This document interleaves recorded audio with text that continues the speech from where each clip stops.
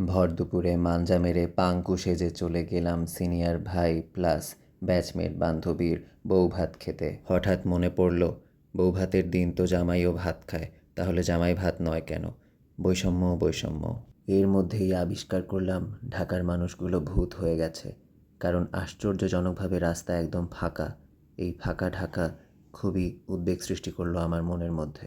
বিষয়টি তৎক্ষণাৎ আমি রিকশাওয়ালা মামার সাথে শেয়ার করতে চাইলাম এবং ওনাকে বারবার পেছন থেকে ডাকলাম, কিন্তু উনি কোনোভাবেই আমার ডাকে সাড়া দিলেন না। বিষয়টি আমার মনে আরও ভয় সৃষ্টি করলো। কোনো রকম নিজের প্রাণ বাঁচিয়ে পৌঁছে গেলাম গন্তব্যে।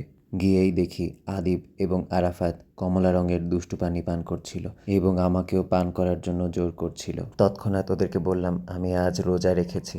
বিষয়টি তারা কোনোভাবেই বিশ্বাস করতে চাইল না এবং জোর করে আমার ভিডিওতে আসার চেষ্টা করলো। সন্দেহ যাতে আমার উপর না থাকে এজন্য আমিও হাসি মুখে তাদের সামনে অভিনয় করতে লাগলাম। এরই মাঝে ঘটে গেল এক অপ্রীতিকর ঘটনা। স্বাধীন ভাইয়া আদিবের স্বাধীনতা নষ্ট করে মাথা টেনে ফিজিক্যালি অ্যাবিউজ করার চেষ্টা করছিল।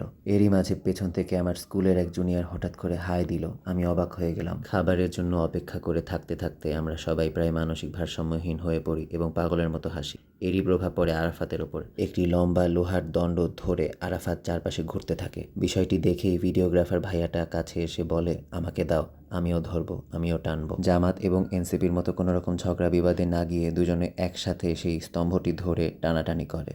এরই মধ্যে হঠাৎ দেখি আমার বান্ধবী সাদিয়া সিদ্দিকা চলে আসে পুতুল সেজে বউ ভাত খেতে।